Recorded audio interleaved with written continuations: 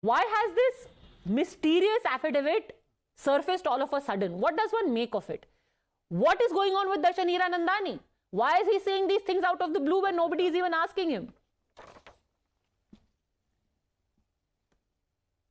Padmaja, there are two things happening here. One is a personal fight between two former friends or partners about a dog, and then second, there is a political dogfight which is going on between Mahuta Mitra and Mr. Nishikant Dubey.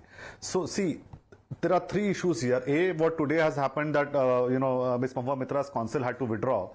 See, on that I can give her a slight benefit of doubt that what Mr. Shankar Narayanan did, I think any good lawyer would have done, because two lawyers usually would speak to each other whenever there is a significant case. Is there any possibility of a out of court settlement, or do you still want to fight in the court? I think my respect for Mr. Shankar Narayanan goes that instead of minting fee and getting money out of the client, he wanted to explore the possibility of an out of court settlement, which did not materialize, and he recused from the matter. So I have respect for Mr. Shankar Narayanan, and I give benefit of doubt to Ms. Mahuta on that issue. But the real issue here is that it is all about a data center war.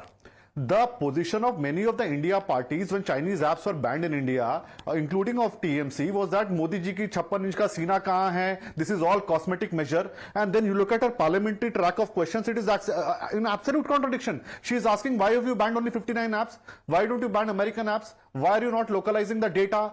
So somewhere down the line, she was trying to push for the data localization policy, which we all support. We also support.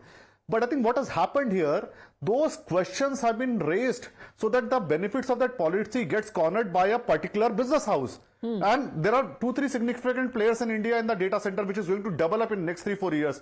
One is Mr. Adani, who is a very significant player in the data center industry. And then Mr. Hiranandani, who is a very emerging player. So you start attacking Mr. Adani left, right and center, and then you start pushing for a policy, and then you take, then there are allegations that you have taken money from this particular Hiranandani group so that they benefit from that policy. Now, why Mr. Hiranandani's affidavit? See, if the allegation is that entire benefit of this questioning was done by Mr. Hiranandani by, giving some bribe to Ms. Moitra and expensive gifts, and then there is an allegation that he had the credentials of Ms. Mahuta Mitra. Ms. Moitra says that I have given my credential to vast number of people, not few, not my PS or PA, which is a usual practice, but vast number of people, as if it was a Hotstar ID to watch World Cup cricket match. I mean, and the members of the Standing Committee of Parliament, you must understand, Padma, they are privy to classified briefings by the different departments and secretaries. I mean, so member of a Standing Committee of Parliament gives her credentials to random people to a business house in lieu of some money and gifts. I think that is the issue we must be debating about. And why Mr. Hiranandani would not come out now?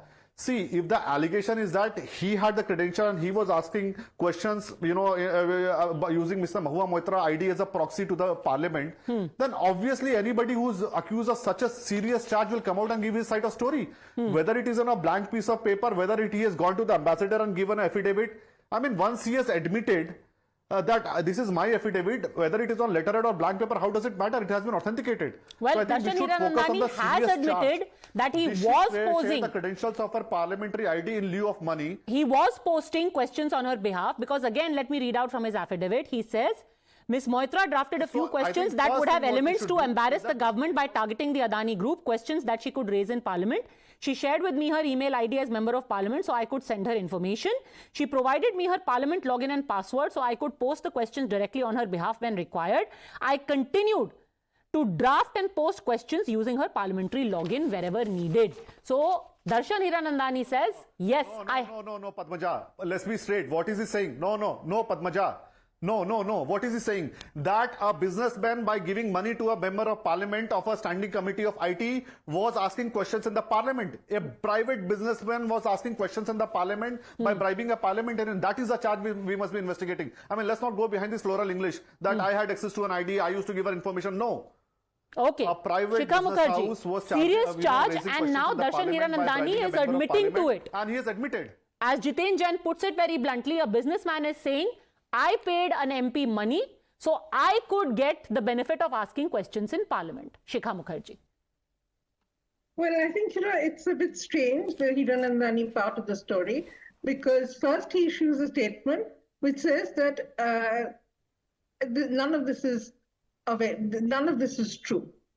And then he puts out an affidavit. Now, this happens within 48 hours. So that makes him an approver in a sense.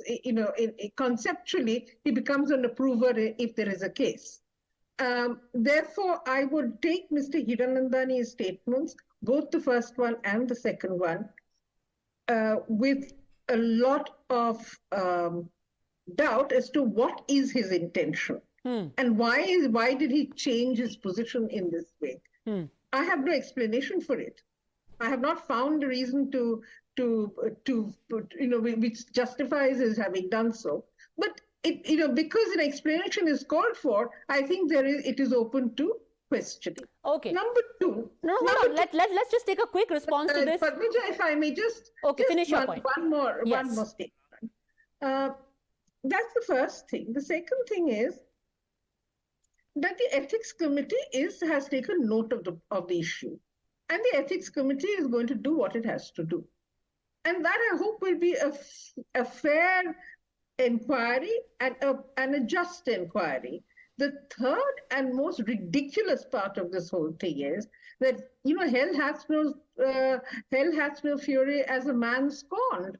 I mean, that's what it sounds like to me. Here is a man spurned, and hell hath no fury. It's a bit. I mean, the gender roles have been flipped, but however, that's what I make of it actually. Interesting.